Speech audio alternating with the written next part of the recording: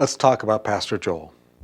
Seriously, Pastor Joel is a fantastic pastor. It really, really is. I mean, he cares deeply for us. I've been on the receiving end of his pastoral care. He is a competent leader, a deep thinker about what it is that we need to be doing as a church and how God would lead us. Pastor Joel is biblically consistent in his character. He is a good communicator of the Word of God. We are so blessed to have him as a pastor here at Panama Baptist Church. Really and truly, God has blessed us through him. But that's not what I want to talk about. I want to talk about how did Pastor Joel become such a big Broncos fan? I mean, really, how did this happen? Right? Well, I don't know how it started, but I know how he got to where it is today.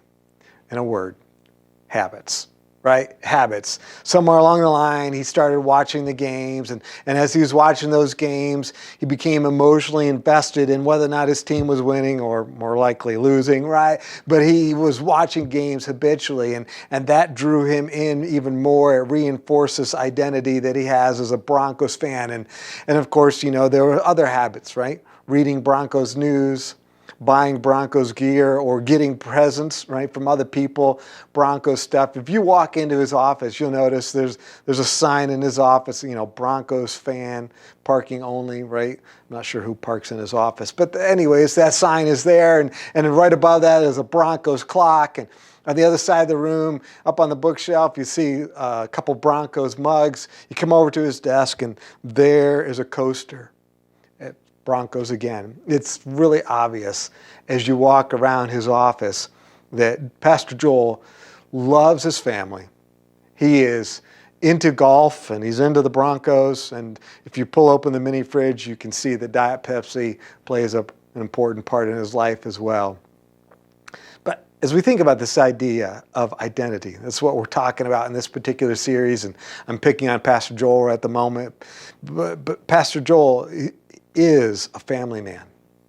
He really is. He's a husband and a father, and he owns that deeply, right?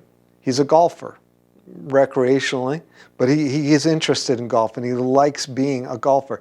He is a Broncos fan, and he is a Diet Pepsi drinker. And all of these identities that he has are habitually reinforced as he participates in actions which have now become automated. Daryl Dash talks a lot about habits and their role in our spiritual life, and he made this statement: for better or worse, we live according to habit. We think we live our lives according to design or thought when almost half of our lives operates on autopilot. Yeah, you heard that right. Scientists estimate that about 50% of what we do is pure habit. We don't think about it anymore, we just do it, right? 50% of our life operates on autopilot. In part 3 of this series about identity, we talked about that link between habits and our identity and how our core identity gets lived out through our habits, but our core identity also gets reinforced through our habits, right? Who we are becomes more deeply entrenched, our identity. That's what we're talking about. It becomes more deeply entrenched. It gets reinforced through our habits. Like the more we do the thing habitually, the more we are who we are. Now that can be a very good thing. Man, as a fact, that's an awesome thing. Number one, it relieves a lot of mental energy, right? If we had to think about everything we do, if nothing was on autopilot, think how difficult life would be. But second, this is a very, very good thing because it means if we can build the right habits, we can reinforce the right identities. We can be more and more a lion tamer, an image bearer, right? Not God, but God's friend and a body part. This is a very, very good thing that identities can be reinforced, strengthened through our habits. That's awesome. But it leads to a question though. Can a non-core identity be reinforced by habits? We know that our core ID can be, but can a non-core identity also be reinforced by actions that we do habitually? Well, yes, right? Yes, we've seen it in our own lives. We've seen it in our family. We've seen it in our friendships and our colleagues, right? We see it all the time. Let me just, throw out a few examples. If I just happen to be exposed to some information from a specific group, a specific tribe, whatever you want to call it, that doesn't really mean much. But if I spend time consuming that information, stuff about the Buffalo Bills, right, for example, doing that over and over, day after day, I go from being somebody who's just, been a bit informed about that particular group or that tribe to being a member, maybe not physically a member, but emotionally, I am a member. I'm part of the Bills Mafia or whatever. I'm a Broncos fan, whatever, right? As we spend time consuming information from a specific group, we become a member of that group, of that non-core identity. You got built, strengthened through habits. The same thing could be said about someone who, evaluates how much they accomplish at the end of the day. That doesn't mean much if I do that once. But if I, other than perhaps I'm a productive person, but if I do that day after day, evaluate how much I accomplish, then eventually that's going to ratchet up a little, right? Eventually I'm going to be evaluating how I feel about the day based on how much I have accomplished. And I go from being a productive person to maybe a productivity addict. Or if I'm a person who's unmarried and I compare my happiness with the happiness of my married friends, if I do that habitually, I join the ranks of that group. I become one of the unfulfilled singles or something like that. If I ride my bike, and I do that over and over again, and maybe I'm learning about cycling gear in my off time, right? I'm checking out some stuff on YouTube or something like that. Over time, those actions, which I do habitually, reinforce this identity that I'm a bicyclist, right? Or if I am a person who day after day ends the day with whatever to help unwind, that builds a new identity. That action builds a brand new identity. Eventually part of my identity is I'm an addict. That's certainly not core to who I am. It's a non-core thing, but it becomes part of my identity. Or if I start the day once with a little jolt of caffeine through some, cup of coffee, cup of joe, that doesn't make me anything. It doesn't affect my identity. But if I am a person who starts my day with a jolt of caffeine to help me get energized and alert, and I do that day after day, that becomes part of my habit. Well, then I join the ranks of, what do you call it, American adults? I don't know, but an identity is built and is reinforced and strengthened through habits. So habits can build and strengthen and reinforce our core identity. Habits can build and strengthen and reinforce a non-core identity. How about a completely wrong identity? Like something that's not core and something we were never meant to be. Could that work the same way? Could that be reinforced and built through actions that are now habits? Absolutely. Many of us have deep pain in our hearts because someone that we know, someone that we love, has changed. It's like they become a whole different person, and they did it through some actions that have now become habits, and it has built for them a brand new identity, one that is not who they were ever meant to be, not who they ever probably even thought they would someday be. Maybe they're caught in a pattern of abuse or enabling behaviors, and now they are a different person, right? They are an abuse victim, or they are an abuser, or they are an enabler, a codependent person. Maybe they're someone who has an angry mob mentality, or they're a cult member and they're caught and they're in this group, but that's who they are. It's become part of their identity, but it's not who they were meant to be. And our heart breaks for them. How did they get there? Some actions that they repeated over and over that became habitual. And those habits built and then reinforced a completely wrong identity. It's no longer just an action. It's an identity, and it's getting worse because it's being habitually reinforced. Right? If your ID gets lived out and reinforced by habits, you'll want to learn about how to make and break habits. Now, before we go any further, let me just pause and say something important. Today, as we do this study together, this is going to be less Bible text explanation, right? I'm not going to be pulling up a lot of passages. We're going to look at a couple, but we won't be spending a lot of time going through a section of Scripture and talking about what does it mean, what does it say, what did it mean to the people when it was written, what does it mean to us. There's a lot less of that today and a lot more about biblical application. We're going to talk about how do we obey the Bible commands that we already know. So I'm going to present a list of 7 tips for habit formation. These are adapted from several sources, tinyhabits.com. That's an interesting place to check out. They have a free 5-day training on how to build habits. Also from How to Grow by Daryl Dash and Atomic Habits by James Clear. Tips for habit formation.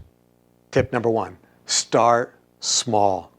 Start small. Shrink the habit. Okay, until you're 90% sure you can do it. You want to do a 5K, not sure you can do a 5K, or maybe you're confident that you cannot do a 5K. Well, don't start with, well, I'm gonna race or I'm gonna run, 2 kilometers, 3 kilometers. Start really, really small. James Clear advises us to ask, what can I stick to, even on my worst days? He points out that a habit needs to be established before it can be improved, right? You need to start by mastering the art of showing up. We can improve the habit. We can build it later. In his 30 Days to Better Habits workbook, he reminds us, start by focusing on who we wish to become, not on what we want to achieve, right? We talked about that in part 3. Then you choose a habit that reinforces that identity. Then we go to the 2-minute rule.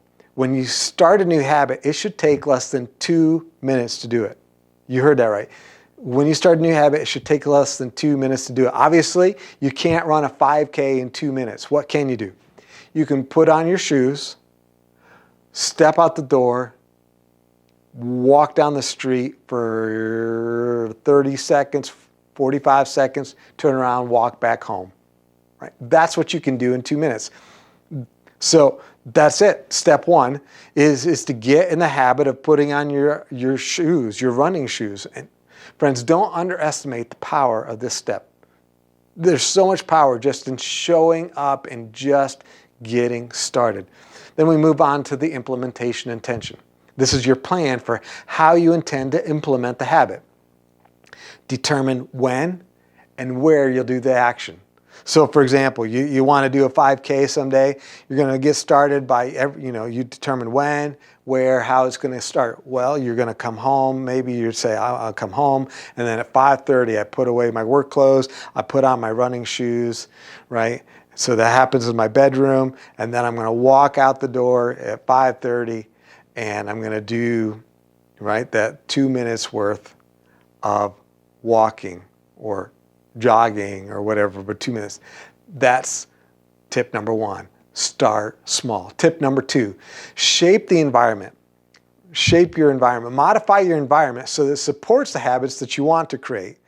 And you can also shape it so that it makes it harder to indulge in the habits you want to break. So, for example, you want to do the 5K someday. Start by, let's shape it so it's harder to do the wrong thing. Hide the snacks that you'd normally maybe get into when you first get home from work. And instead, put a water bottle in a very prominent place and your running shoes there. Tip number 3, use triggers and rewards. Use a trigger that prompts the action, something that cues up, oh, it's time to do this now. And then use things that lead to a reward. So the advice is make the cue or the trigger a big part of the environment. For me, one of the things I've done is I've decided I'm using the same shelf to put my lunchbox on and my outdoor shoes. Same shelf, same place. So as I come home from work, I put my lunchbox away, but to do that, I pull out my outdoor shoes. And so the cue or the trigger, hey, it's time to go out and do it, is a natural part of the environment. I need to put my lunchbox away, and the shoes are right there, so I can then go up to my room, get changed into my outdoor stuff, and then out the door. The cue is obvious there. And then you want to reward showing up, right? So we got a trigger, we want to think about a reward. And obviously it needs to be a reward that's actually helpful. So if my goal is a 5K, ice cream can't be the reward. And the reward can be very, very simple. It could be simple as I've got a calendar on the wall, and after I've just showed up and done the thing that I'm supposed to do, just go over, grab the marker, and put a big X on today. And I look at it and I see this streak of X's across the calendar. That might be the reward. If that's rewarding to you, I mean, that's a great, simple one. For other people, it's like 10 minutes of something that they really wanted to do, but they put off doing that thing they really wanted to do until they did this thing that they really needed to do, right? But use a trigger and use rewards. Tip number 4, focus on making progress, right? Focus on making progress. Taking small actions consistently matters way more than taking big actions occasionally. Focus on making progress. Tip number 5, when you fail, stop right there. Notice I didn't say if you fail, right? The authors, the experts on habit formation are really wise to write it this way. When you fail, you're going to fail. I'm going to fail. There's going to be a failure day. When you fail, pick yourself up and get going again. It's okay to have a fail day. It's just not okay to have 2 in a row. If you have 2 fail days in a row, that's a new habit that you're building, right? When you fail, pick yourself up, get going again. Tip number 6, leverage what works for you. You know you, or if you don't know you, experiment and find out how you work best, what will work best for you. But try to figure out an answer to this question. Do you do best with habit formation when you have structure or variety or social support? Some of us, man, we thrive with structure, doing exactly the same thing day after day after day, just building on it as we go. Some of us, that works great for us. For others of us, that is so boring, it makes us never want to do it again. And so we need variety. So today is a run day, tomorrow is a basketball day, the next day is a tennis day. I don't know, something like that. But variety works best for them. For some people, doing it on their own is awesome. It's like they get renewed while they're doing it. They have this time to themselves. They say, this is me time. For other people, they need social support. They need accountability. They need somebody who's counting on them showing up at the same time, or they need somebody who's going to see their Strava data and go, way to go, and cheer for them. What works best for you? Structure, variety, social support, and then leverage whatever that is that works best for you. And then number 7, pay attention to resistance. Resistance is when you're working and you're doing the right things, but it's not getting any easier to show up. I'm not saying the habit's easier, because as we make progress, the habit might be harder. But it's getting harder and harder to stay motivated. If that happens, that's resistance. Go back and check to see what might be sabotaging your efforts. Did you start out too big? Are you not leveraging what works for you? If none of that seems to be the case, it might be a problem with your why.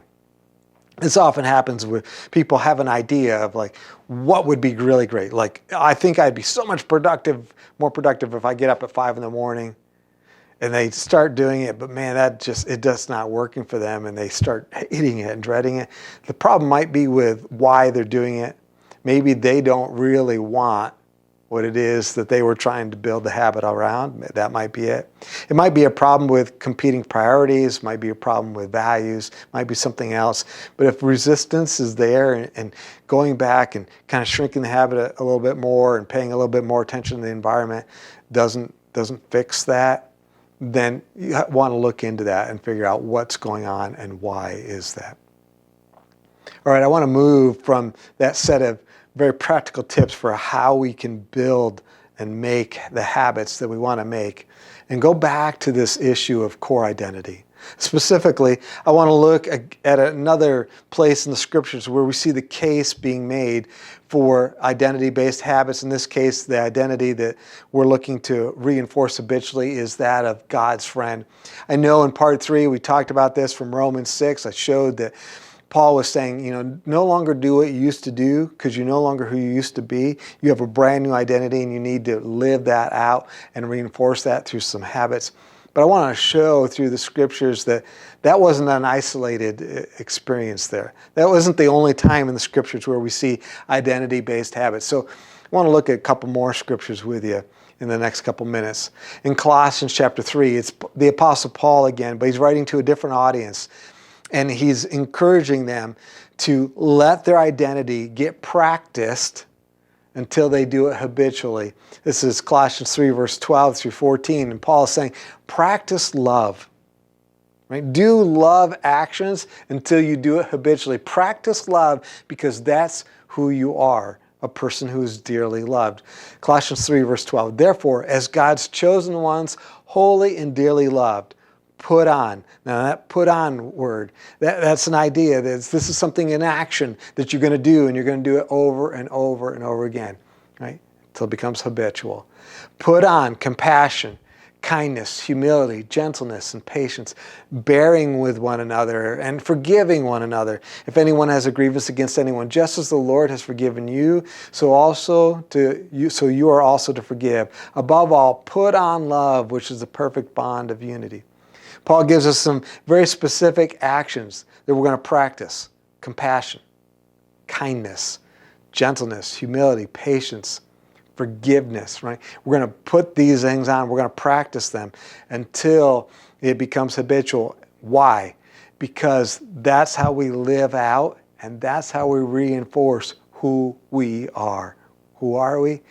Chosen, holy, dearly loved people. Peter teaches exactly the same thing.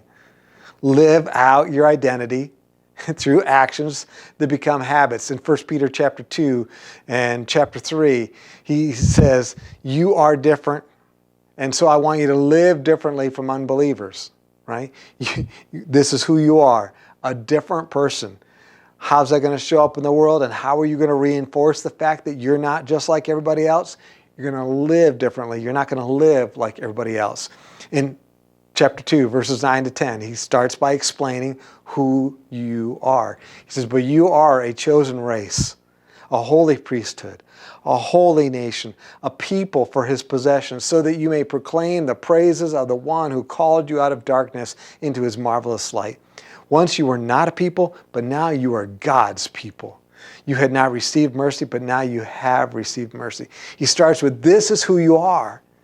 Right? This is your identity. You individually are part of something bigger. You are a chosen race. You are a royal priesthood. You are a holy nation. You are people that God has specifically chosen for himself. Right? You are God's people. This is who you are. You are not like everyone else. You are different.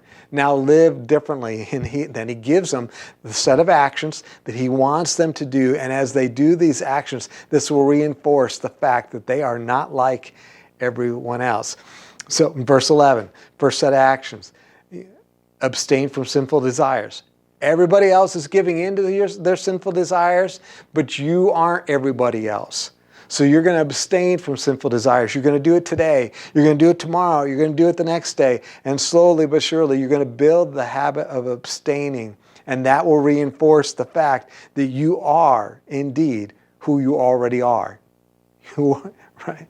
Verse 12, he gives the next set of actions that are meant to become habits. Conduct yourselves honorably among unbelievers.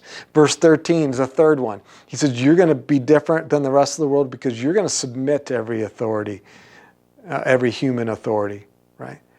Yeah, that's different, but you are different. You're going to live differently. And then he goes on to list what those human authorities are that we're going to submit to. Verses 13 to 17, it's the government.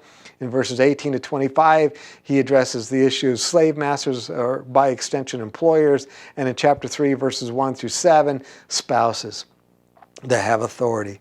And then in chapter 3, verse 8, he gives another way that we're going to live differently. We're going to live in unity. We're going to love one another. And when people insult us, we're going to pronounce a blessing on them. At first, that's going to be really hard.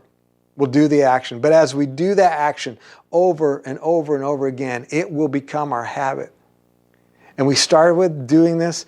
We start living, the motive for living differently is because we are different. But over time, through these habits, we reinforce that we really are different. We really are a chosen people, loved by God, a royal priesthood meant to represent people to God, right? We could do exactly the same thing. We could make a similar case for identity-based habits, looking at our identity as a body part. As you think about that, you read through the scriptures and they'll say, you are a body part. Now, here are the actions you're going to want to practice so that they become habits. Let me make 3 more quick observations about our core identity.